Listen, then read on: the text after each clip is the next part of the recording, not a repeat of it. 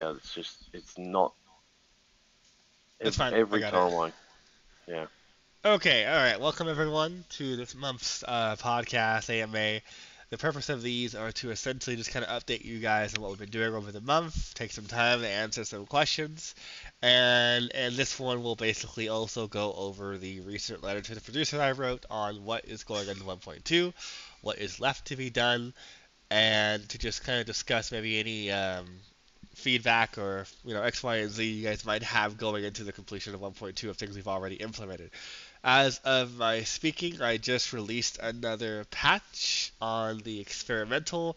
I'll put up the patch notes after this that essentially add in the diplomacy options for civilians, dynamic civilian groups, so that you're able to essentially ally with them, give them supply. That supply will allow them to expand to make more camps.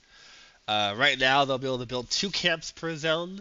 That will expand to 3 going into next week. And then from there, about Tuesday, Wednesday, we'll push to get some strongholds online. And then once the strongholds are online, then we'll segue into the bloody, what are they called? The mass entity civilians, the ambient civilians for the green, yellow, and red zones. So, real quickly, we're going to just kind of go through the list and have everyone introduce themselves, and then we'll jump right into it. So, first we have Chris here. Chris, you want to introduce who you are? Christopher Buckner, I'm the lead writer. Excellent. And then, oh, he also does a game design at times. And then, And Michael, do you want to? Michael, do you want to introduce yourself? And he's muted.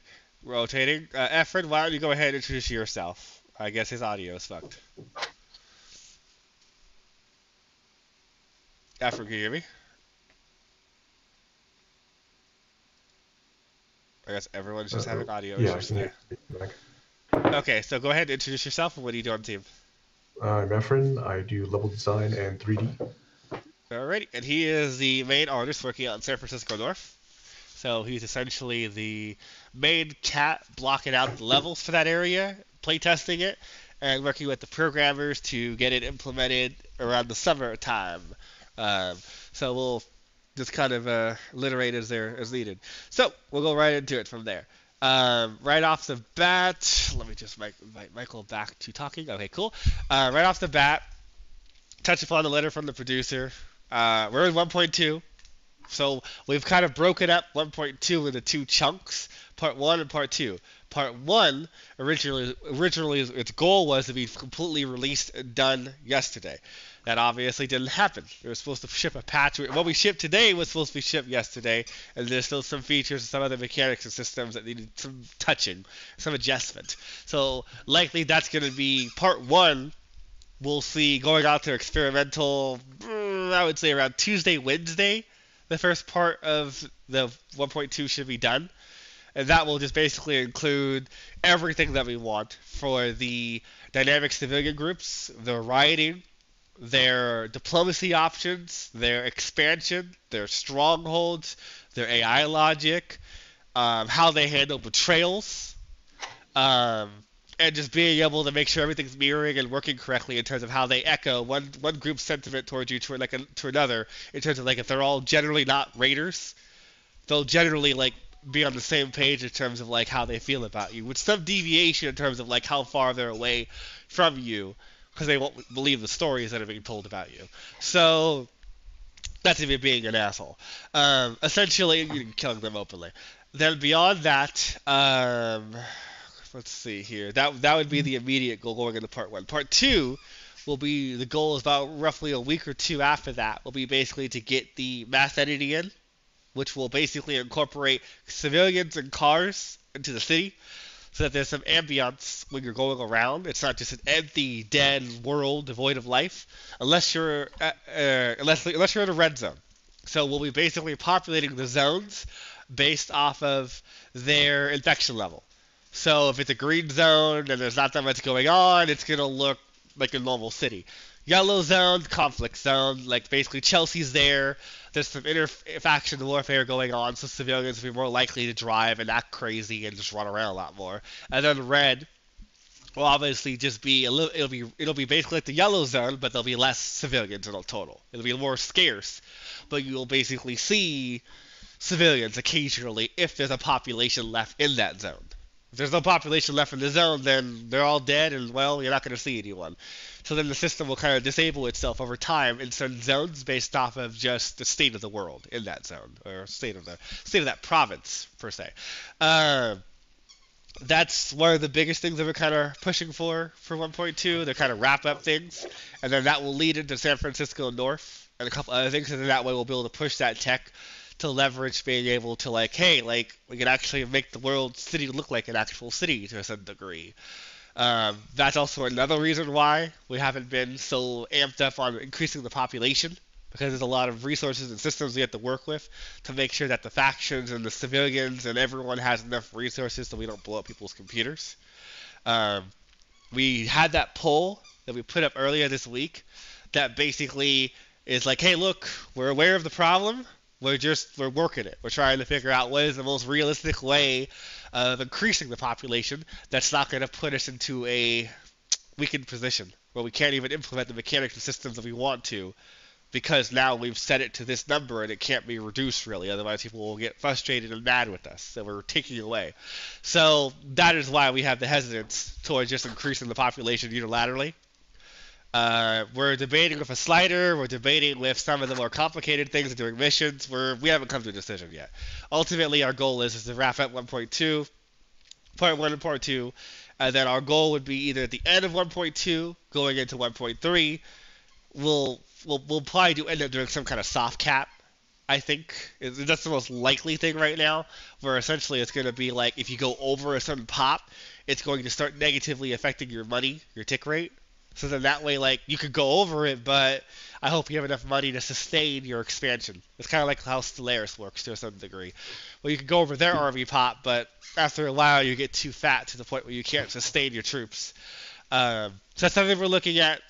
We're still just kind of polling internally to figure out the best. And we're waiting to see how the straw poll turns out. I haven't checked that in a couple of days, but we'll probably take another look at that in a week or two, and then make the final determination. Aside from there, that's really what I've been working on, what Derek has been working on.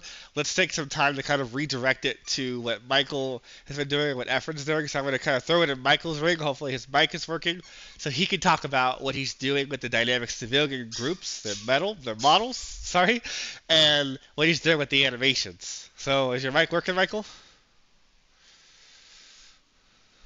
Maybe not. And it's not. Okay, then I'm just going to have to do it then. So, essentially, hopefully he'll just start talking randomly, but essentially what we're doing right now is we're essentially going in, and we're adding in male and female variations for every dynamic civilian group. So they're going to roll a personality. That personality is going to essentially be like a militant, like gun nut, gun collector kind of person. There's going to be a generalist, kind of more of a passive civilian group, and then there'll be a raider/cannibal group. And the idea is based off of those three groups, we're making more unique models to make it easier to identify their personality, their group's personality in a zone. So accessibility is a little bit better. On top of that, at the end of 1.2 is kind of a programming thing going into 1.3. Well, we will be adding it in so health bars are on all units. So if you click and select someone, you can actually see a unit description. You can see their armor. You can see their resistances. You can see what weapons are really good against them. Basically, what every RTS game has ever had since the beginning of time, we've just kind of lacked in terms of basically having like an actual details panel where you click on somewhere that it shows you information about them. So you can actually like, oh, that guy belongs to this group. You don't have to just highlight everyone. So that's something that we're going to basically be pushing for. To kind of just bring the game up to the bar of like expectation of quality of life features that just kind of make the game a little more easier to play with, especially since we're introducing groups. Oh, you got it? Yeah, okay, can you hear me? Yeah, so why don't you talk about the meshes and the animations real fast to give you some time to talk. Mesh-wise, I'm just taking reference from Division, kind of the Rikers, the True Sons a little bit with the gun nut guys. The cannibals, I'm going to be looking probably more into like the raggedy looks of like Days Gone characters. And then animation wise, we're putting in right now. It's more of the rioting stuff that we're working on right now, and getting that all set up so they actually kind of interact more. I believe, was it the Molotov, Robert, that we were still? Correct. Yes, the Molotov. Yeah, we still have to set that up so it properly, like, so they light it on fire, and trying to figure out if I can do that all in the anim notify to see if I can get the particle effect to light up, or how that's going to work. I'm not entirely sure how that one's actually going to pan out. We can I don't play know that if you out. can trigger. Well, that's how we're gonna regroup on this. I think this next week, because basically we want to add it to where the guy actually has to like light the little like paper they put in the bottle, and then he throws it instead of just it's already lit and he just throws it, so it kind of looks a little bit more like realistic. The the attention to detail. So it's something that we're gonna be doing. But that's what he's kind of referencing. So that's something we have to kind of play with. Anyway, back to you, Michael. I mean, besides that, it's really just getting those models in and then touching up the animations and then redoing the civilian animations. I don't know if you guys seen the Chad jog that they do when they evac, but that's gonna go bye-bye because that's horrible. They all do that. that merciful jog, those long strides. Yeah, I know what you're It's talking going bye-bye. Oh, do you Yeah, want to? so the civilians are gonna get reworked. Do you want to hit upon how each group is going to have their own weapon pool for weapons you've already modeled? So like the dynamic civilian groups, like the raiders, the cannibals, like what you're thinking I there? kind of touched upon that in the Gen chat. The weapon list will really, like, for the civilians, the weapon list will kind of be, it'll be more finalized and populated by next week before the release. I promise I'll have a list for each civilian type and what they're going to have the possibility of using. Is it like 15 And that weapons kinda or so goes that, into, like, that we've been technology. reserving? Not whole pool, because you got to think like what I was talking about with 1.3. Like, there's not enough, so it's going to be a few one-offs, but there's going to be some from the pool. So expect to see the AUG and stuff come back. But like that would be like later on for the factions. But for the civilians, you're going to see some AK variants and some M4s, and probably a little bit of the MP7 will come back. Okay. Yeah, so essentially we'll be that way each group will kind of have their own appearance. They'll have their own weapons that they use. They'll have different weapons that you can basically customize out with them, so you bring them back to your barracks. They'll have different weapons that are available to them, separate than your CERC. So that way it just kind of makes them stand apart. So that way when you recruit from those groups, they're a unique unit. They're just not like assault with less help. They bring different things to the table in terms of they have the Molotovs, and they have different weapons that your normal CERC units can't use. Yep. Real quick, if you guys are familiar, the Scar has an underbarrel. We do potentially plan to make that actually work. And so when that does come online, I do plan on like redoing how the flamethrower works. If you guys remember Division 1, the cleaners, how they have that gun with the underbarrel that's attached to the back of their tank. Yes. So I'm playing around with that idea for one of the factions that they can also shoot and also clear ads. Probably and the do, medic like, class. AoE attacks. Probably the fireman medic that we were thinking of. Now we can draw a direct parallel with Division. Fuck it. Islam's Division. Yeah, I was like, I mean, playing around, there's a lot of things that we can kind of play around and kind of like make our own with it and kind of put our own twist on things. So I'm keeping that in mind as well too. So there will be some like kind of like if you guys have played Homefront, how they kind of like mechanize like guns to do like other things and just like wrap, like it's gonna look more, what do you call it, homebrewed? Yeah, more like homemade. Like basically like it's all like all battered together with tape and all these other like fabricated like really quickly like shoddily put together. Yeah, that makes sense. Okay, so that's cool. Efren, do you want to hit upon San Francisco North and how you're doing and how you feel about it? Sure thing. Map is coming along good. The initial blockout is pretty much already done. I've already gotten into the spawn system and the civilian management. All the world... I think he lagged out. the spawn system. Oh, can you hear me? Oh, you're good. Yeah, you cut out for like after spawn system. Oh, okay. So got the populated buildings on the map, got the spawn system hooked up right now. getting into doing some of the nav blockers on the map to clean up the navigation some, and try to mitigate the possibilities of units getting stuck on the map by cleaning that up a bit with some blockers, placing the street blockers, or actually the street nav for the vehicles to prioritize roads when they travel around the map.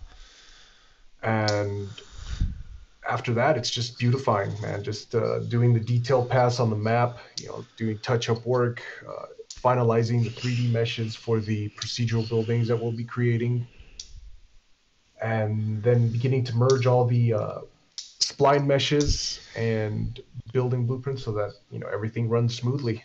And just can't wait to get this in the game. I mean, it's coming along real well. Did you want to take a moment to like maybe take some screenshots and drop it into where the podcast text channel? Let's see. I'm having a bit of a problem with the engine. I'm getting like some weird message every time I open it. I've been Send me your screenshot of the message, and I'll take the screenshots in just a bit. Alright. Opposed to level designers. Okay, I'll take a look at it in just a second. Okay, so moving on from there, Chris. Let's see.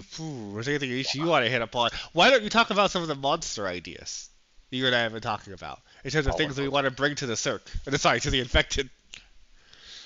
Oh, it was only a vague conversation, but basically we need to start developing monsters that are like counter to everything that CERC has, and this means better air units, varieties, sea ones, artillery ones, and just a greater evolution and overhaul to the creature designs. Essentially. We've been talking about that on and off over the last couple of months. We're waiting for the budget and the time to basically focus it, going into 1.4 to 1.5 would be the lucky number, to basically just kind of like, okay, let's pay for a concept artist to come up with some more monster designs. Let's get Chelsea her elite guard. Let's get a Chimera dog, kind of like the ones from Tomorrow Wars with Chris Pratt, where it's like that's like their really fast like striker, I guess you could say, where it can like jump on the white spikes. The white spikes, yeah. So it's basically like that would be like their counter towards like your fast vehicles and your like strikers that can just take off at a moment's notice, and they're heavily armored. Because the Juggernaut's kind of slow. He's not going to be able to chase down your strikers. So essentially, and then kind of pushing that tech of them being able to climb the walls, kind of opening up repelling for the CERC, and just opening up more what's the word? Verticality to the game. So then that way, like, they can jump on walls, they can jump on rooftops. You can do the same thing, but you're obviously slower because you got to hook up a line and rappel and go up and down. Because that's a system that we were prototyping for the spitters.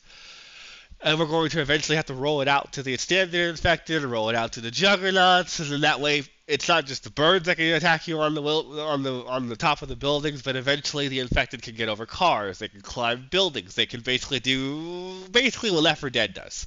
Because we've been playing, I don't know if people have been noticing what I've been playing, we've been playing Back 4 Blood, and we've been playing World War Z and a bunch of other games recently just to kind of get some reference, just kind of set the tone in terms of when we get to that point by the end of the year, to essentially like, okay, like how do we want to do these systems for our game, and how are they going to translate over to an RTS/third-person hybrid. So those are all things that we're conscious of and we're thinking of as we're basically developing the game, going into like later versions, going closer to 1.4, 1.5. Things that we want to hit upon like before co-op, for modding, that will just make the game like fire at all calibers in terms of like they're an actual challenge, and there's not just you bring out that unit, GG, it's over, just done. So you figure, let's see, anything else you want to hit upon, Chris, that we've been talking about from story, or just like infected things that you think we should throw out there? No, this is all more or less hypothetical at this point. That's true. Okay, so then we are going to, let's see, what time is it? We can pretty much switch over to the questions section. Actually, let me just pull up one quick thing, and then we're going to open it up for questions, text, and for voice in the channel. Give me just a moment. Let me just open up this doohickey.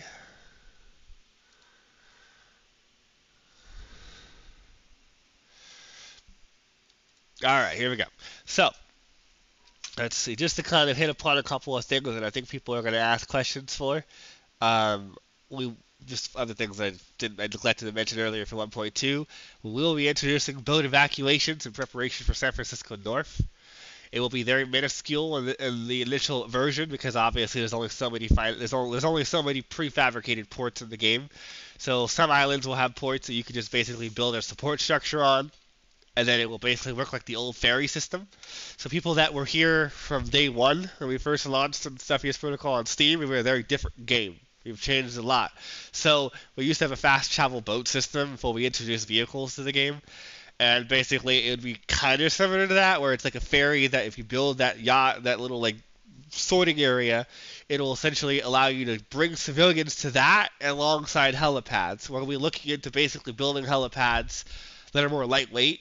So if you don't want to supply logistics crap, you could still put down like an H or a helipad area, and then that way like you can evacuate in other areas. So we have heard that piece of feedback where it's like people want smaller evacuation zones. They want things that aren't as chunky, so that way they can kind of like fit them in other areas.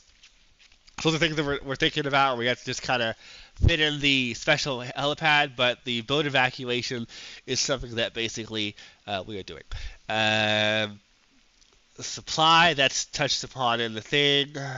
Way stations are something that I've seen are needed.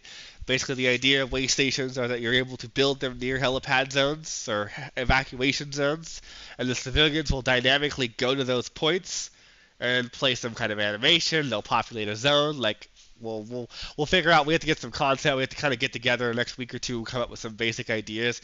We might look at Jurassic World a little bit for like those little relief camps they had, where it's like they had like at the end of the movie or whenever they had that warehouse, they had like a bunch of people and a bunch of beds and all that set out.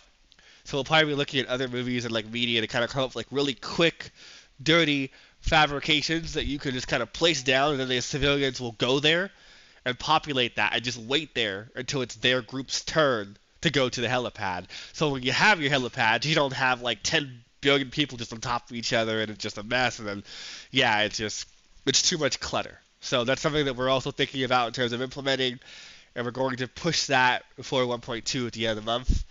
And then the top left UI window will receive a total revamp graphically to make it look more user appealing, because right now the ROE tab, the top left section, just is undesirable. It just doesn't look very nice. So yeah, I think that's pretty much it, because everything else is covered pretty much in good detail, 1.3 and 1.4, what's coming. Please do not ask about bugs. If you have bugs, if you have crashes, do not don't ask that in this venue. Report it on the forums. Report it, DM it to me. But I want this entire discussion to be about 1.2, what's coming up in 1.3, what's coming up in 1.4, and just suggestions you guys might have to add to the table. So I don't want to take up too much time on trying to troubleshoot live. Alright, so we're going to go ahead. Durvar, do you happen to be back online yet, or are you still broken? He's dead. Cool. I'm going to elect Star Knight. If he speaks. He rose his hand. Hey, can you hear me? Yep, I can hear you. What's up? Okay, so I'm going to talk about the zones real quick, green, yellow, and red first. Sure. So I was thinking about for the civilian camps, if it gets really hectic, say in the red zones, I've always pictured like desperate civilians would not build on the ground level if the hordes are like everywhere, so they just take to the roofs and start building up smaller encampments and more compact ones, building like little bridges on top of the rooftops to connect other buildings to basically, wait out the infection, hope for a helicopter would come in and pull them out or something. I've seen that somewhere. I know what you're talking about. I've seen that in a movie. Like, we actually haven't discussed that in terms of basically that level of complication for them. We were more going off of, like, they're going to close off, and when we base the system, we base it more off The Walking Dead or, like, World War Z, where it's like they will use cars and other things to just close off entire sections of the city. Like, they'll basically just build fortifications of like, okay, we're going to close off this intersection, that intersection, this is our stronghold now. And we're going to have like 30 to 40 civilians here. Go. Yeah, Sorry. sorry. I'm like going like in logical speaking. Like I played Project Zomboid and Dying Light, and I'm like I'm looking at the unstoppable hordes. I'm like, oh hell no, I'm not going down there. I'm not gonna risk being inside a building. I'm just gonna be on top where they can't get me, because either the zombies haven't mutated enough to where they can climb things, or I'm for now I'm safe on the roofs until those birds get me. Sure.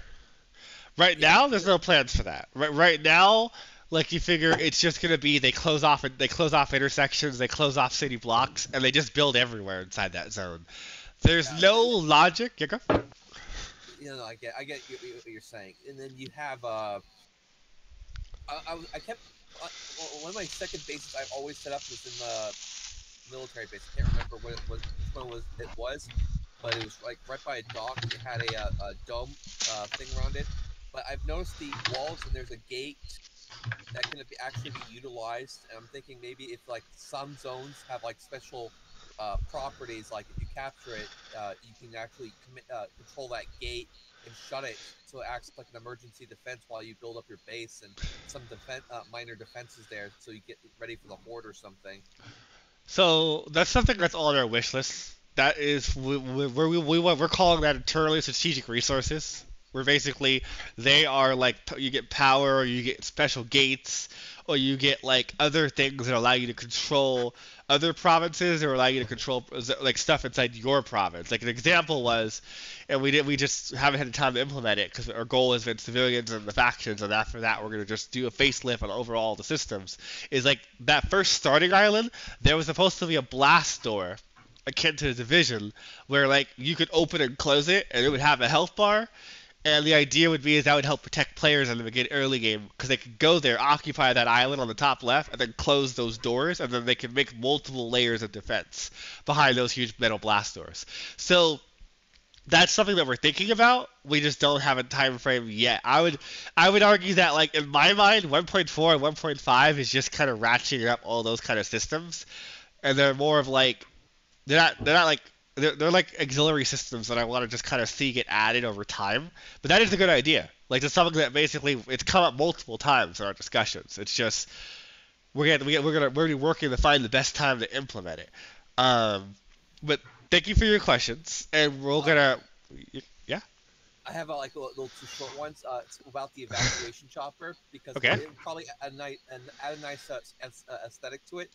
So when basically the Chinook opens up, getting the civilians in, you'd probably have two guards come out and guide them in before going back in, because I don't think they would allow the civilians to be in there alone just in case something goes wrong, because you don't want them anywhere near the pilot freaking out.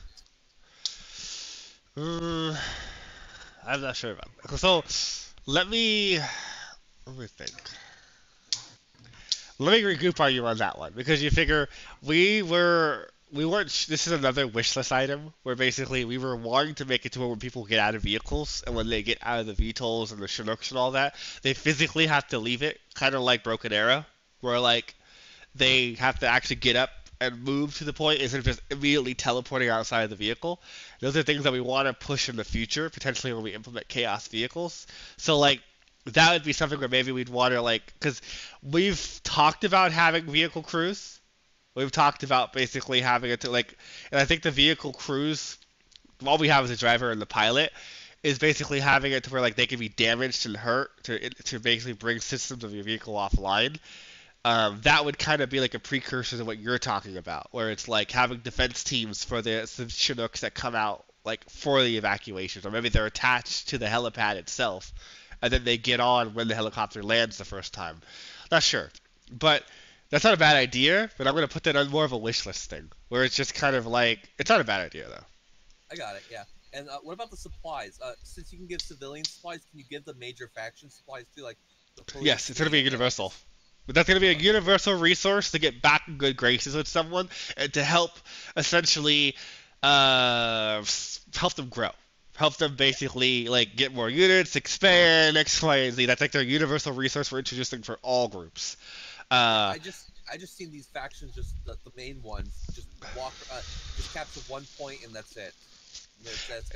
The anarchists are going to be completely different, though. The anarchists are going to be more cloak and dagger. Like, you're not going to really know where their base of operations are. So, but we'll get closer to that. I'll explain more of the anarchists, like, probably next month. Next month is going to be when we talk more about the factions. But anyhow, thank you so much for your questions. Let's go ahead and pop in Chaos Killer. Oh, can you hear me? Yeah, I can hear you. What's up? Hey guys, been a long time. You guys have really grown. A lot of games have changed a lot, so I'm very happy to see that. Thank especially you. since I break. I know I asked a question and podcast questions, but actually I do want to focus on something else. So you guys are now finally getting into the systems that kind of make Cepheus Protocol unique. You know, adding in civilians and factions, soon fleshing out Chelsea and the affected, and then giving players the options to really manage faction and civilians. Is there any plans, or at least, obviously not maybe in the immediate future, but in the near future, to kind of focus on more of the ambience for like the game world? For instance, like the city. I know that you mentioned it right now, because there's no dynamic civilians or even kind of any miscellaneous, just simple NPCs walking around and reacting. It does feel a little bit dead. Are there any more plans to add things like over time buildings get decayed? I know that we had the tease about the infection growing, but even just like, I don't know, 5 days have passed and now there's still some civilians left, so now the building may get dynamically refreshed with a variation look where there's trash bags like piling up, or you know, you might see windows broken if there's like a pseudo health value with like damage has been taken nearby, or anything like that, to just continue to kind of push that feeling of immersion of like, as time goes on, the things get kind of worse. Okay, so this is a big question, so it's very fair. I'm going to try to hit all your points. So the first thing is that we do have concepts and visualizations that myself and Chris oversaw that kind of showed what you're talking about. Where we have like concepts of like mid game, early game, mid game, late game, where it basically shows like the hell that the city is falling into. When it comes down to like the trash bags and all that, we haven't planned that. That's more of like an auxiliary thing in terms of basically we want to sell the atmosphere. So in our mind, the first logical step for that is to introduce the civilians, introduce the cars, sync them to the state of the zone that they're associated with. So then that way they're kind of like they kind of give like a feedback of like, oh look, this is like where the world is in terms of how far it's fallen. So to a certain degree, we're going to implement chaos destruction when that comes out of beta in the next 3 to 6 months. That would basically like allow us to like destroy parts of the buildings, destroy some parts of the city. So some of that will be dynamic based off of you calling in airstrikes and factions just having warfare, them missing missiles, and us just saving that data. The garbage and the debris idea is a good one. I think that it's also a good idea of what you suggested earlier about like, if there's like damage that happens enough in an environment, we tick some of the buildings around. So like maybe if we don't fully destroy them, we at least show that like more of the windows are broken dynamically, and we do that later on in time, like maybe like a minute or two after it happens. So then now we can show like, oh, the zone's kind of becoming more worse for wear in terms of like all the stuff that's going on that you can't always see, because we have like it's not really talked about that much, but we have a system that we snuck in about 2 patches ago. That's basically like an auto-resolve, auto-battle system, kind of like Civilization and like the Total War series, where like if 2 civilian groups are fighting each other, or like if the infected are fighting each other, we simulate the battle now instead of running it live, which also freed up a crap ton of resources the last couple of months. So that would kind of feedback loop into what you're suggesting, where it's like, hey, like we run these simulations, let's kind of dirty the place up. We throw dead bodies in, we spawn sound effects for those fake battles that are occurring across the map that you have no business witnessing anyway, because if you did, it'd blow up your computer if you were able to see all of those at the same time. So you figure like, yeah, like that's a good idea. I'm gonna write down some of those ideas to regroup on. Some of them I could see being implemented in 1.2. Some of them, like the trash bags and all that, that would because of like how much time would go into that for every single structure. No, yeah, absolutely. I think that would be more reasonable for when we get the chaos destruction and we're like, hey, like how can we this, like for instance, like how can we make it to where these tanks can drive through these buildings, or they can like like these like the walls, like wood fences and all that. Because a good example is like we have that area that's by Chelsea's Villa where it's all just wood fences. Like we want to make those where vehicles can drive through them. Like we want to make it to where we add the Abrams, it can go through some of those concrete walls. So that way it opens up new play styles, new tactics. So Yeah, I that remember would you also mentioned kind of help. Company of Heroes style destruction a while back. Yeah, that is one of our core design philosophies of like we need to get to that level after we deliver on 1.2 and 3. Because at that point it's like, okay, we need to ratchet up these systems to make it to deliver on all the earmarks, all the features that we want to promise the game's going to be. So, yeah, I would say we're going to get there. It's just going to be in increments of just you getting what you're looking for, and then it's going to be all at once in 1.4 to 1.5 in terms of like the icing on the cake. And what I would suggest for is that if we get to that point of 1.4 to 1.5 and we say like, hey, we're done, like this is the most we're going to do for atmosphere or whatever, be like, hey, I should maybe DM him because maybe like he forgot about this, or maybe I have an idea here that could help out. And I have no problem people messaging me with suggestions about like, hey, like, or just bringing it up again in an AMA when we're at that point at 1.4 to 1.5, because maybe you'll come up with other ideas, or you'll be like, oh, they did this, but maybe if they kind of tweaked it here, that'd be kind of cool. So we're always open to that kind of suggestions. So I'm going to definitely take some notes down for what you suggested. Oh, yeah, thank you. So I got to DM you if, by 1.5 you guys said forever ago you want to garrison units and buildings, and that hasn't happened yet. I got you. Okay, so that one... no, I'm just kidding. I know. Guys. Yeah, Let's so be honest, it's funny you mentioned that, because myself and Chris and Michael and Derivar also were in a room. We were watching someone play Broken Arrow recently, and we were like, fuck, maybe we should add garrisoning to the game. And then you sit there and you're thinking about it, and you're like, how the fuck would that work when you have melee units just walk up to the buildings and hit you?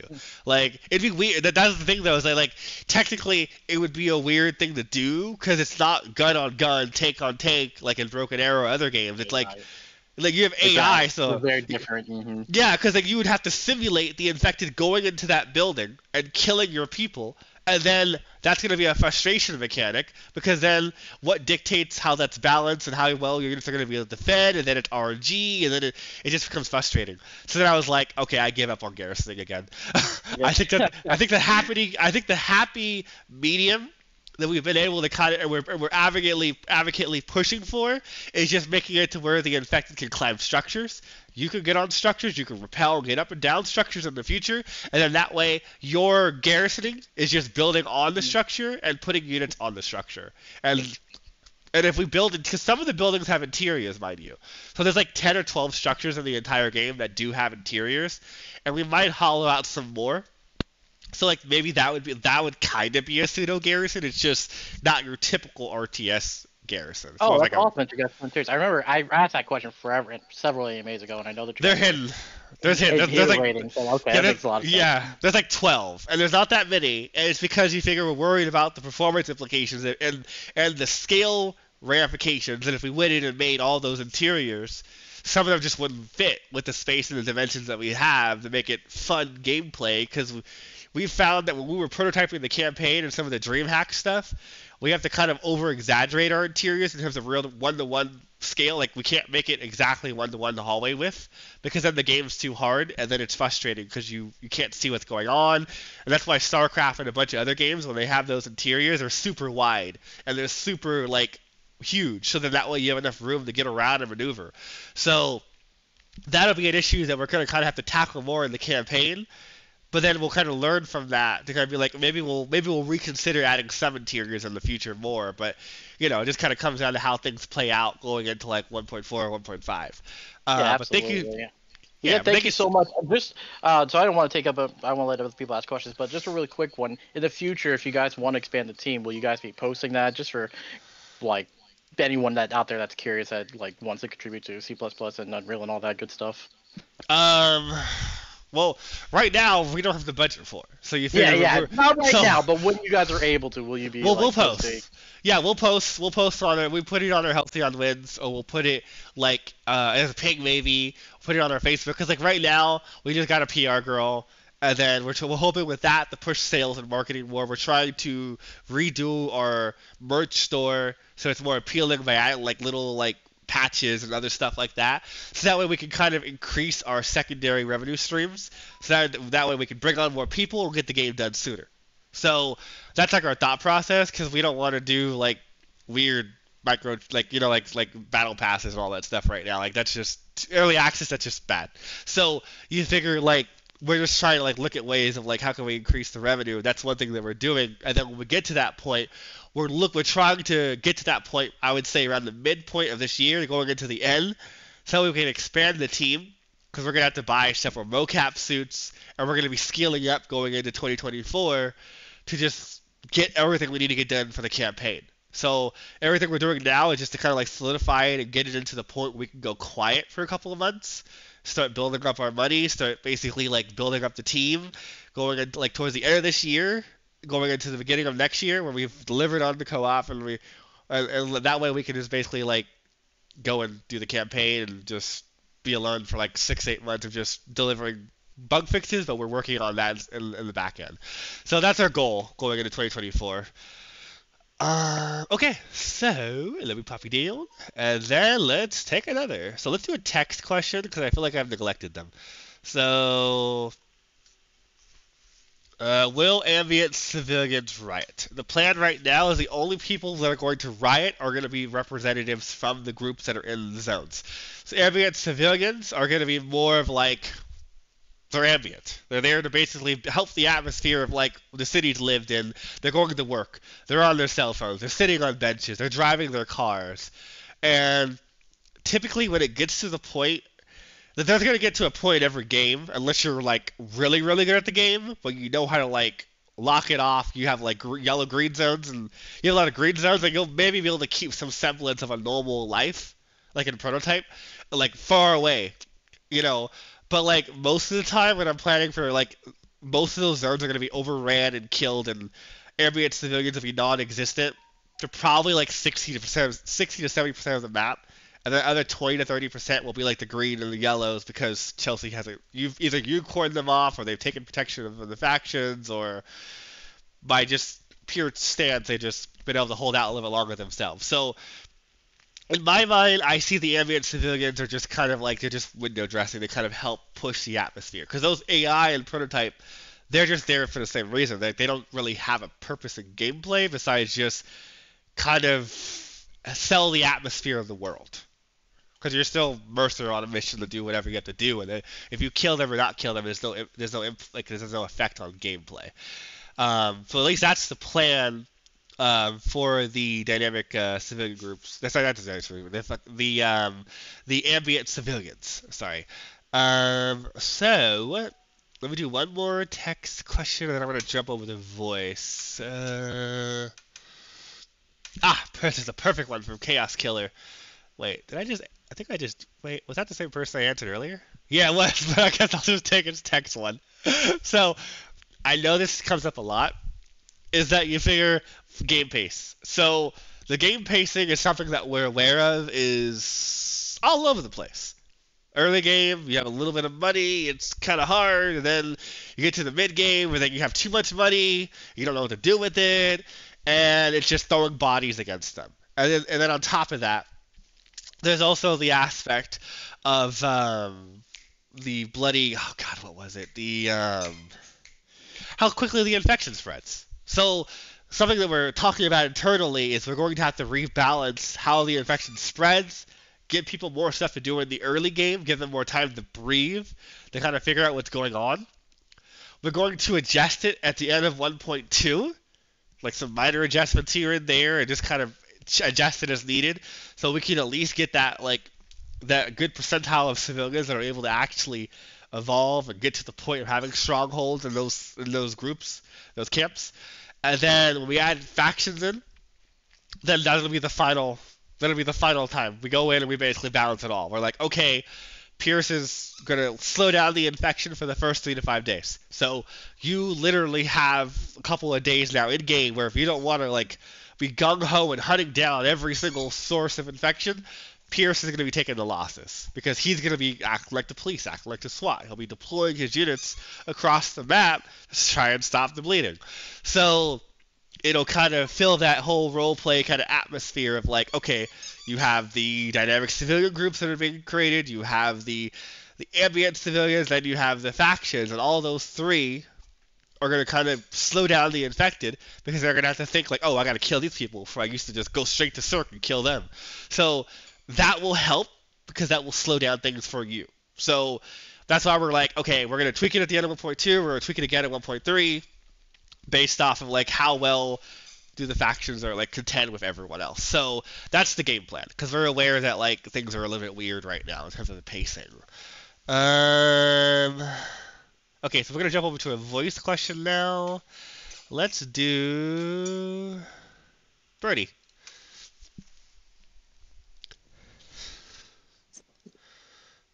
Hello? Hello. Hello. So what's your question?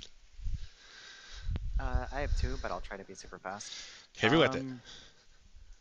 Which faction did you find the most irritating to work on? Like, oh my word, this isn't working. And which faction did you have the most fun working on?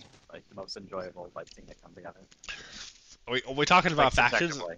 Are we talking about just the police and the anarchists, or are we talking about like the civilians as well? Police, anarchists, CERC, infected, civilians. I mean, like, the whole spiel. Honestly, Like, the just- best just faction that objective. we're having fun with because we've taken the time. Because the problem is we implemented factions and they were just not even gonna sugarcoat it. They were shit. Like they're just not good enough. Like so you figure at the worst time, Pierce and Natalie, because you figure we just didn't put enough thought into them. They're just not what they need to be. The best time, civilians, because we've taken as long as we needed to take to get to this point to build up the foundation to basically spend the time in the meetings and just R&D it, testing it, and getting them in there.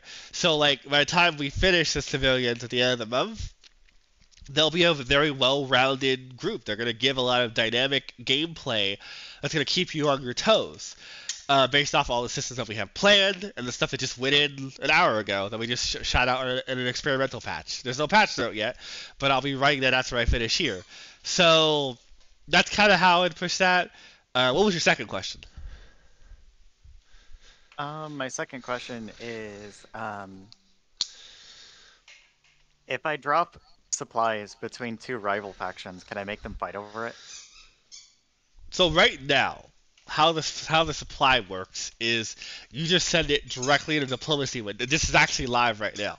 So you could go in and you could send supply to two different groups, but you can't send supply to the raiders. So ultimately, it's very, very rare right now in gameplay where two civilian groups will get over on each other. Like, typically, everyone will just basically be like, oh, we hate CERC, let's go kill them. So that's something that we basically need to polish up and improve towards the end of 1.2. It's kind of like one of those silent back-end systems. We need to kind of make it to where they kind of hate each other, even though they shouldn't. Where, like, this group's a militant group, that group's a militant group, and maybe one has lacking supplies and then one has an abundance of supplies.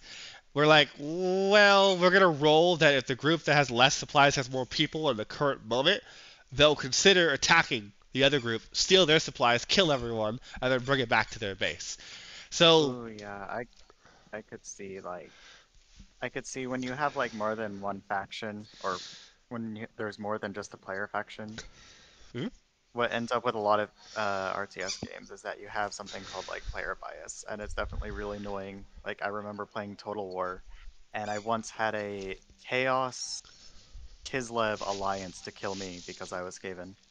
Or I once saw Skaven. I know what you're and talking Orc about. work together. Yep, I know exactly what you're talking Doesn't make about. sense. Well, it's because the developers have pre-built like they just naturally hate Skaven because they're from the lore. But then it kind of so we're not doing that. We're doing it more dynamic, where it's like they'll make choices based off of what they need.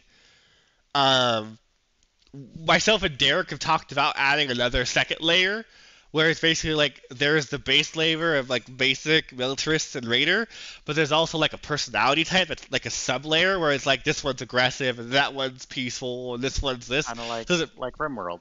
yes. So the idea would be is that like if if there's an aggressive group and a peaceful group nearby, and the aggressive group knows that they can get over on the peaceful group because they need the supplies because they want to expand, they want to build that stronghold, then sometimes they'll roll to betray their neighbors. And they'll look at who their alliances are and be like, oh, they don't have any alliances. Let's go in and kill them all right now. So that's basically something that we're building towards 1.2. It's not in right now. Right now it's very linear. It's just we hate CERC. Let's go kill them. But that's a design goal that we want to add more of that. I don't know what the technical term it is. It's like 3-directional like diplomacy, but it's basically like more of a dynamic world in terms of diplomacy. I don't know what the technical word is. Yeah, like Stalker or like RimWorld, where it feels like you're in a world where all these factions compete with each other. Yes. Not like a game of like Civ or Stellaris or Total War, where it feels like everyone has this strange bias against you specifically, which kind of takes me out of the immersion. Well, yeah. I've only ever had that in Total War, so that sucks. It happened in Stellaris. But Dude, like, I'm so used to it. I'm so used to it that I might, just out of like post-traumatic experience, I might be half expecting a civilian raider infected alliance to kill me. oh, well, I play as the Combine every time I play. I just roleplay as the Combine of Half-Life, so GG. Everyone hates me. So, yeah, legitimately. Okay, so let's see. Thank you so much for your question. We're going to try and fit a couple more in. Is there any questions that people have towards the animation, the story, level design, so they can maybe get some more people to talk? If there's no questions for that, it's fine, but that way they can get some love too. Let me see if there's any text stuff that I can pull. Outposts are going to be for everyone. So outposts, so outposts are basically what we have right now. And then we're going to basically have like a bigger like fortification, kind of like a stronghold. So outposts are those small little civilian camps that we have that are being dynamically put to a certain degree in a level. And we'll push that tech going into next week. And then they're going to evolve to a stronghold, which is like a city block, 2 city blocks. And what we would normally see in one camp would be 2 to 3 times that size. So if you're going to go in there and try and kill everyone or take over the zone, they're going to send out reinforcements from that stronghold, and that'll obviously be a point where like the infected and other factions will fight over if they try to take over the territory. So let's see. Is there going to be a DZ, dead zone, or black zone that is overrun with infected that is deemed to be bombed? That's going to really come down to you. See, the thing about pandemic mode is that you have to determine when a zone is kill everyone. You know what I mean? Like that's ultimately what it comes down to. So like we on our side, we need to put in more sturdier walls. We need to put in like a better wall like health system because the current system's kind of crap. That's a wish list item. Where like we need to make it to where like there's a structural integrity instead of just a general health. So the more people that are hitting a wall, it affects their structural integrity. So if 1 or 2 people are hitting a wall, they're maybe going to get through in like 5 to 10 minutes. It's not going to be like he's going to get through in like 20 seconds like they do right now, which is kind of weird because it gives you no time to react based off of how big the map is and how low the population count is and how lackluster turrets can be at times. So that's something that we're talking about internally, but we don't have a date to like implement a better system for health for walls. But let me see. But yeah, we don't really see like them being like dark zones in the game. It's more so you make your own dark zones by just how you're playing. So in theory, I'll give you an example. If you wanted to make your own dark zone where literally the infected are coming, you don't want to send people in to lose, you don't want to risk losing people. There's maybe civilians or factions that are alive in that group that are buying you time, wall them off, start bombing and killing everyone that approaches the wall. You just made a dark zone. And the information won't travel outside of that zone. So with those atrocities that you're doing, no one's going to know about. They're just going to know there's a wall here. We can't get past that wall. So in theory, it's like the Dark Zone. They know horrible things happen there, but they don't know each individual story that happened there. Well, there's the audio logs, but still. I digress. So that's kind of how we see that, or that's why we put it in the system for reputation, where it's not just you kill somewhere and then it just really ticks everyone. The information has to travel via a way a person would travel. So if it can't make the connection to that town center, that tent of where that next civilian group is, by you walling them off and separating them, no one knows what you just did to them. So, I mean, obviously you wouldn't want to do that for every group because it's impractical, but you could do it for, like, let's say you're using it to basically, like, do a bombing campaign or something, or, like, build mortars. You could do that and just indiscriminately just start destroying entire parts of, like, where groups are, where civilians are, where infected are. You could do that. So we're going to jump over to a voice question. Let's do Tom. Morning, guys. Hello. Yeah, I'm just playing this game right now. I'm opinion about the cannibalism back. Sure. Why they call themselves a cannibalist? Like, what? Do they eat people? They eat people. So the idea of the cannibals is they're more of like the rundown kind of like they've lost all hope. There's a scarcity of food. They're the lowest chance of spawning, and they will typically try and eat and kill your people. So in their AI logic, they're supposed to favor smaller groups so they can kill them, take them back to camp, cook them, and eat them. You can't. It's really rare that you see that. That's why That's why there's fires in every tent. Or that's why there's fire pits in every camp. Some of the logic is simulated. We have to kind of do a better job of, like, if you want to watch it, you could, because there's like animations lacking. So all they really do is they kill them, and then the body disappears, and then it like gives them supply. So we're like, they're eating them per se. Nobody else does it but them. But yeah, that's the idea. So that's something that we want to like get with Michael, get some animations done, and basically kind of like get something moving there. So if you really have like a spy or a drone watching them, you can see them picking up bodies, dropping them by the fire pit, and then they disappear because they would eat them. The end. But yeah, that's the idea. That's why they're the lowest spawn chance, because everyone hates them. That's why they need to be exterminated. Exactly. That's why they're the only group in the game that you don't get any penalty for killing on sight, and your units will always shoot them on sight. So let's drop in MS Up Pride. Hey, can you hear me? Yep, I can hear you. So what's your question? All right, cool.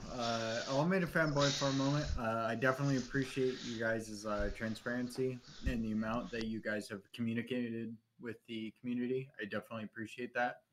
Definitely one of the more vocal developers I've met.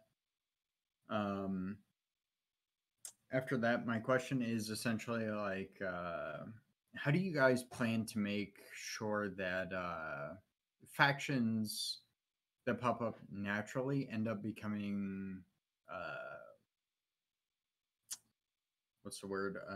competitive with the infected? Because I've noticed that factions that pop up, they do tend to be like harder in individual areas, but it's like in terms of individual units, but they can never hold up to the same amount of challenge that a, say, infected area has, like that Chelsea has. It's never the same level of challenge. So we kind of see the dynamic civilian groups. Like 60% of them are cannon fodder. 40% are people that are actually going to make it to somewhat to the middle to the finish line. And when we're looking at Pierce and Natalie, we're thinking, okay, how can we make it to where the anarchists can thrive and live?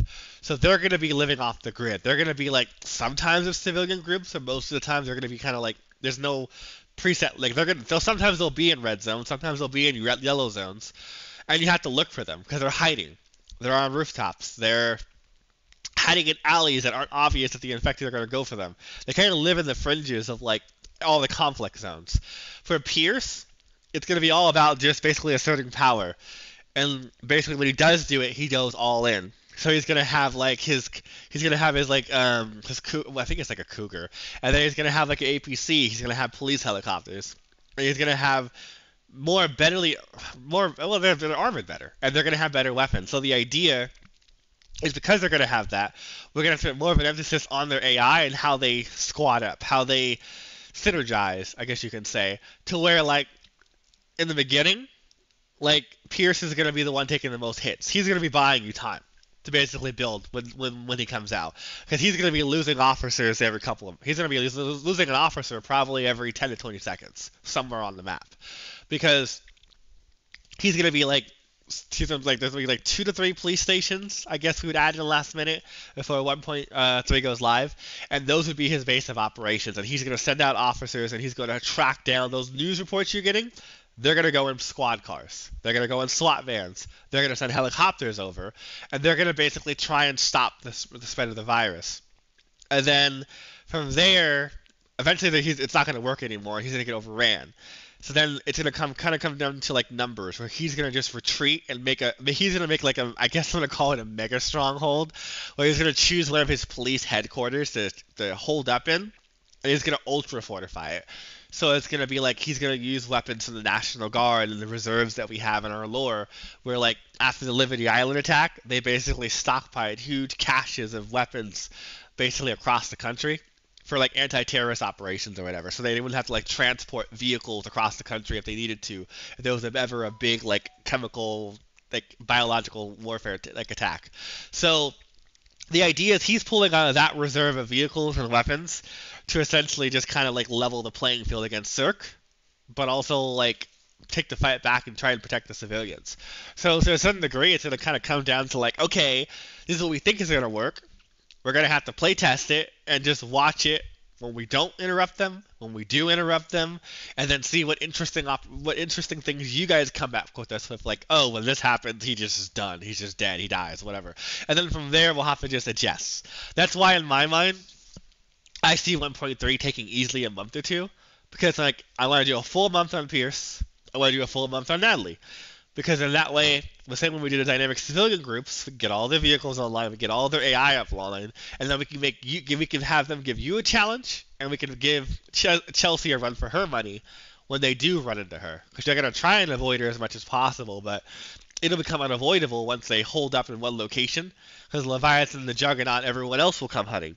By having a heavy ordnance, theoretically, they'll be able to defend themselves against Leviathans, against the little birds and the birds, because they're going to have kind of like those if you've ever seen Die Hard, they have that little APC, and then they're gonna have like a JLTV kind of Cougar of like a different gun configurations for anti-armor and anti-infantry.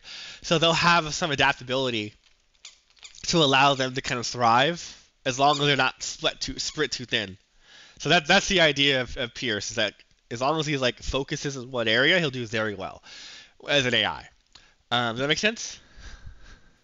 Yeah, and it should be kind of the same with the rest of the civilian factions. So, like with your anarchists and then your cannibals and everything like that, they'll end up employing more insurgent tactics, I guess. And anarchists and the Pierce are like they're like, I'm gonna call them minor factions, and then like the civilians are more like below them.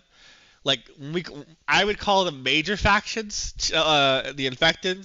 CERC, and then our third faction, which is a PMC organization we want to build into the game, is the 3 pillars of the groups you could play as, or basically like versus. But that's way down the line. So the idea is that you figure like the civilians they're gonna most of the time cannon fodder. Like you figure like they'll put up a fight, but really they're gonna be relying on Pierce. Like those civilians, once that 40% that actually survived, they're going to seek to work with, to be vassalized or be allied with the police faction for protection. So an attack on one is an attack on all of them. So that way, like Pierce, you'll see his officers moving around in those civilian camps, protecting them when they come under attack. When he comes under attack, they'll come and help him. So the idea is that way, like, the idea is the chances of survival increase substantially for when Chelsea mounts a counterattack or is just prodding them for weaknesses. Does that make sense? So that, yeah. So that mean would that also mean that if Pierce is also just taking heavy amounts of attacks from Chelsea, that he might be able to reach out to you, and you can kind of vassalize him, be like, hey, we'll help you out.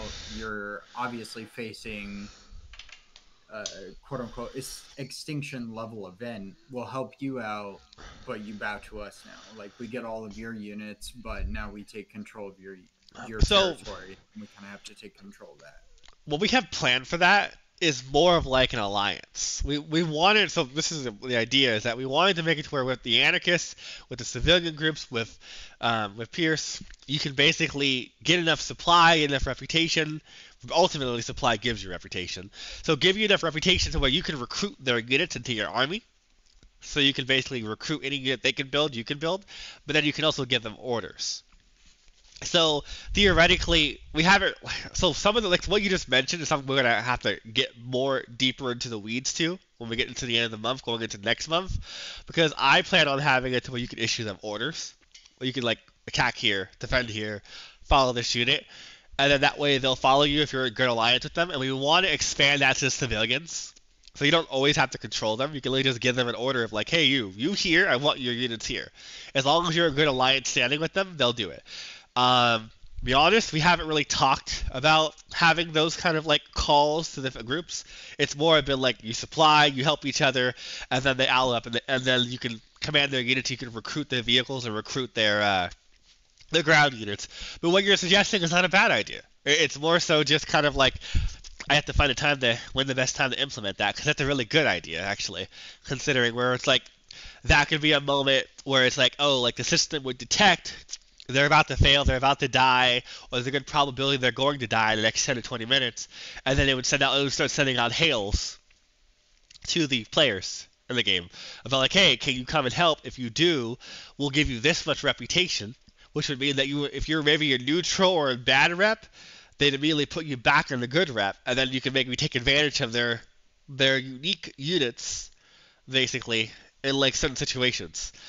And then that way they also you can basically give them supply to get them back on their feet. So that way they can, maybe be a second army that's helping you push on a different front, or opening up some distractions for you to do something else, like go in and maybe assassinate Chelsea. Because that's something that we've been very eager on, is getting to the point where you can do some amount of stealth with the Spec Ops and with the snipers, and being able to use the Black Ops to insert units. Because like for me, for the Pierce and for Natalie, the idea is that it's the same thing for Chelsea. You kill the leader, they dismantle. They disband. So the police faction will have a leader unit. Natalie's going to have a leader unit. That's basically your Winters or Chelsea. And the idea is that to a certain degree, you could even use it as like a double portrayal where you help them just to get close enough to kill the leader because you want their territory or whatever. We don't really have it to where if you kill Pierce, you get to still use his buildings and units. That's something that we're probably going to have to, I'm not against it, but we're going to probably have to sit down and more like discuss, like, is that something people want? And if it is, how could we best accommodate it? Because again, it just kind of comes down to like, we have base level plans of like, this is how the faction, how we want them to play, and that letter to the producer. This is everything that we think needs to be in 1.3, 1.4. And then it kind of comes down to meeting halfway at the community of like, well, we kind of like this, or we think it'd be better if you opened up gameplay in this way. And then we'll take it under consideration and then figure out like, can we do it? Is it a resource and money problem? Is it a time issue? And then we just make the decision based off of that. Because we accommodate every request, we wouldn't be able to get the campaign and all that stuff because we get a lot of suggestions. But you figure it's just kind of weighing what would fit the game. So that's something that could work, in terms of basically like going in that direction in the future. Did I answer your question? Sorry. Yeah, that's perfect. I mean, I don't want to take up any more time here. So if you want me to kind of elaborate on these, I guess I could send you DMs, but you guys already have my vote. I will definitely be getting this for all of my friends once co-op mode comes out. So okay, well, the plan is our plan is to basically get to the point where we have that. We're gonna probably do it at Borderlands or a couple other games do. We had like a 4-pack, so that way if you and your friends buy it, you get like 5 or 10% off or something. So that way, like, oh, like that's cool. So that's something we want to get to at that point, but. It's just baby steps of getting to that.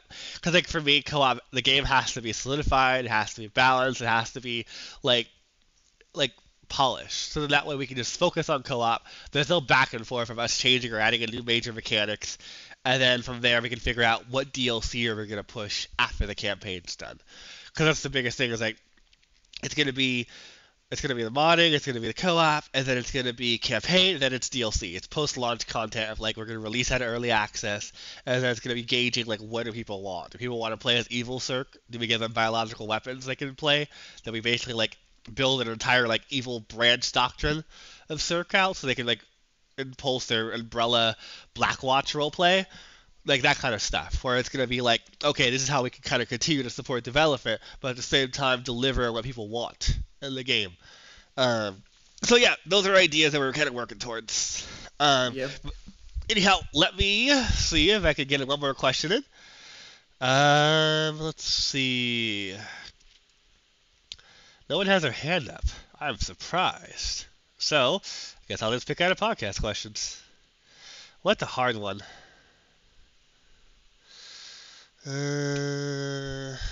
Ow, sorry dog.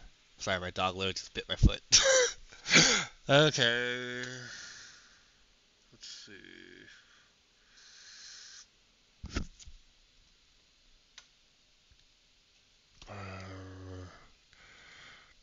No hands up. Michael, pick a question. Are you even there anymore? Oh, they're probably dead. I'm still here. Oh, I'm having a difficulty. Pick a hard one.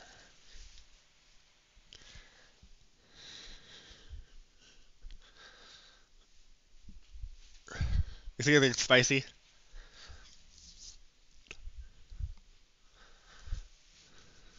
Not really. Okay. Gaming's asked the same question here. What is 617? Yeah, he said that, and I was like, dude, it's 9:17. What the hell are you talking? Yeah, I know, it's because you're in the East Coast. Okay, oh there. So, Really Swap Gaming's question was, if you block a certain area off from another district, will it cause traffic and can give access to civilians to enter? Like, they have to make a line on the sidewalk or road, and then you have to wait till you scan them and give them access. Will you be able to see FD, EMS doing their own things early game, since it was mentioned in mid-game or late they'll become the combat medics or whatever? But will firefighters be engineers for the PD faction, and also will Pierce recruit civilians to become patrol SWAT officers? So this is a long question, so bear with me. I'm going to hit it different parts. So, number one, the idea would be is that if you block off sections, if your gates are set to auto open, they're going through. If it's not set to auto open, they are screwed. And they're going to have to basically go back and forth until you basically allow them through. So if you set the auto open, the most simple, logical way of setting up a scanning station would be just to put a tower there, set a CERC guard, or put a turret up, and if the system detects that they're infected, shoot them. And then, theoretically, you can have a system set up there to basically not have civilians come through gates that are infected. That's one way of doing it, for basically what you're asking there. Let's see here. Will we be able to... So, in my letter to the producer, I covered that. Is that in the early game, we want to have ambulances and EMS running around with the police faction to basically, like, try and heal. So, like, we'll probably have, like, maybe 8 or 10 simulated ambulances until they all blow up and die horribly. And then we'll transition the medics or the firefighters to actually being healing units for Pierce at that point. So it'll kind of like as the world kind of devolves, it's going to be like, oh, this isn't working. We don't have the resources to maintain these ambulances anymore. We need to just pair up with the police faction because that's our best chance of success. And they're trying to do something. So that would kind of be how that devolves.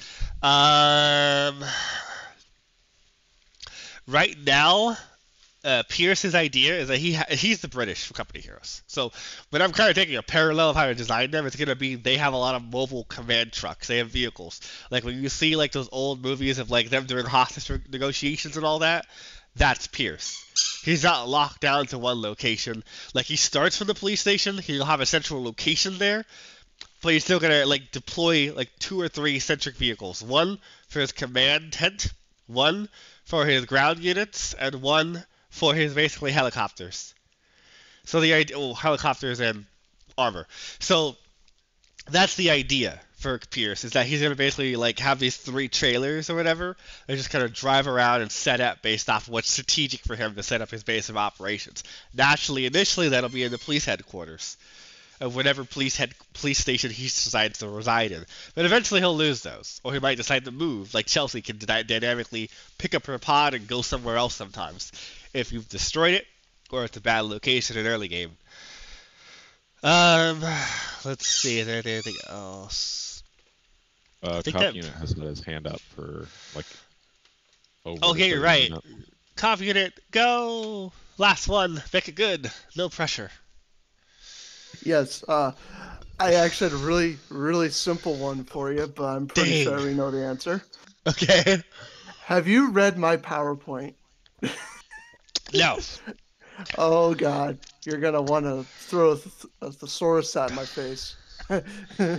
It's in I'll put it in text for the link to the forms one for you, but you can read it whenever you want. Where'd you put it? Let me see. Where'd you put it? There it goes. Basically, imagine the entire police faction, but I did it myself, but I have no coding experience. Okay.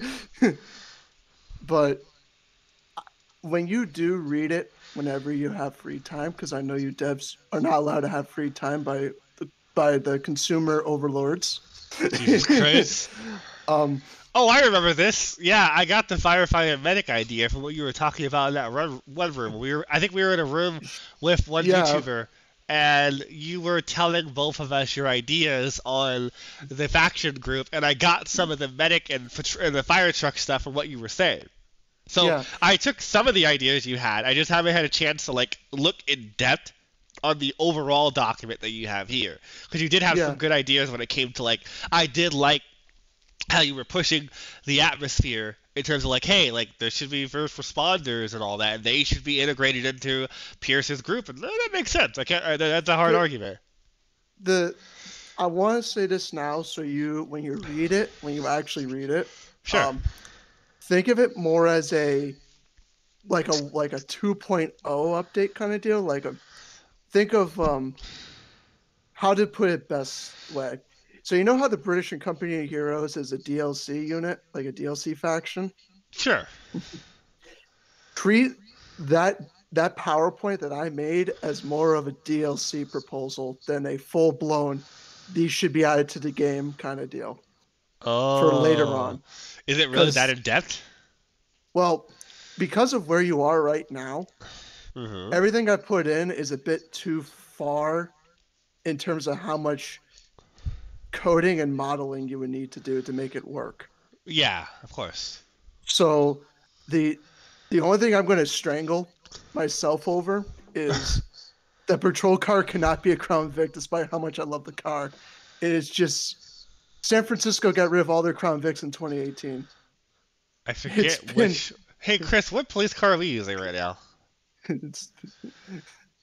don't know. It was just whatever we can get. I think no. We used the Crown Vic. I'm pretty sure that was what was modeled. Yeah, it's a Crown Vic. Well, I'm gonna go cry. Well, I'm just saying this. Our universe, we changed that one. Smiles and waves at camera. Yeah, we'll probably end up changing that one. Anyway, what? I'm just saying, this is more of a not now, not for the police and anarchists update, because you're way past the point of any of this being easily implemented, in quotes. So this is more of a, if you ever want to have an anarchist police faction overhaul version 2, this is the entire police faction idea that I came up with. And I know Michael will love to just stare at how stupid my ideas are.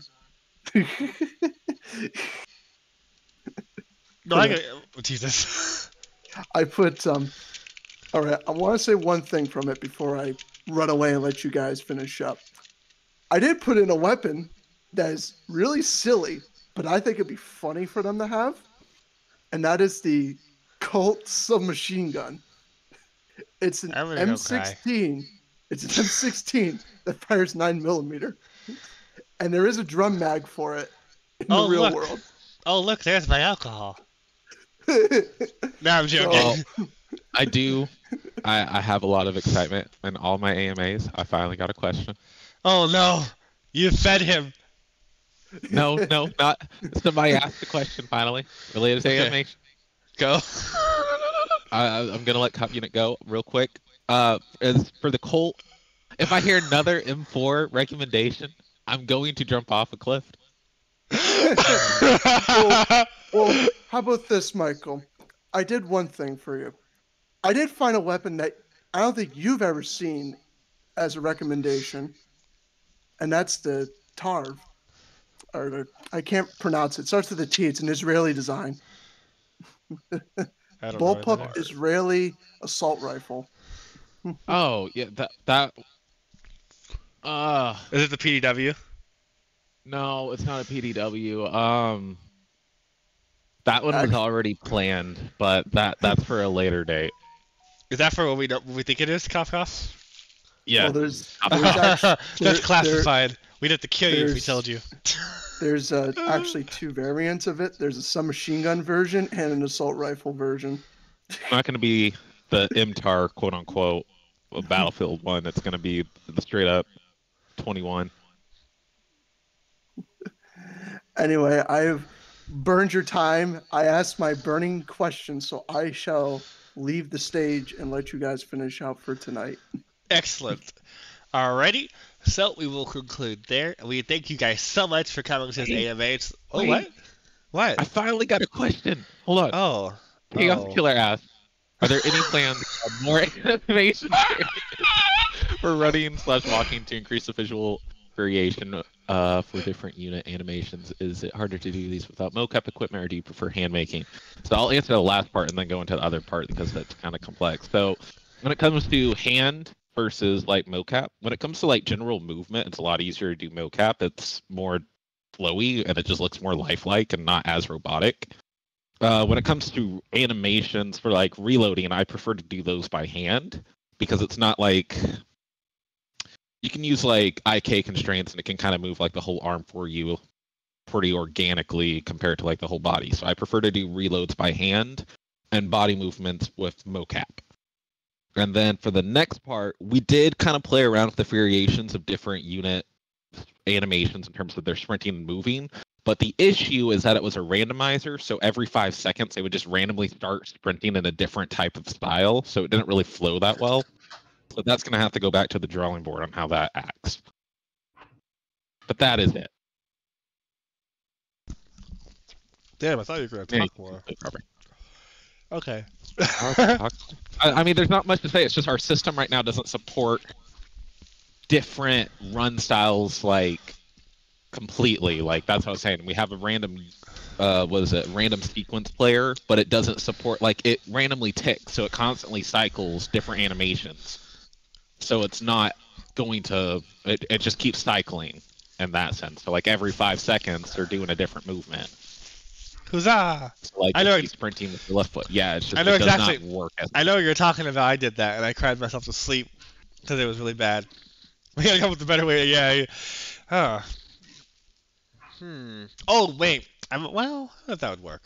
We'll come back to that. We don't need to discuss it now, but that's something we have to kind of figure out tech-wise about for animation blueprints behind the scenes. Anyhow, I think that will conclude it for today's AMA podcast Dev Talk stuff. Thank you guys for coming.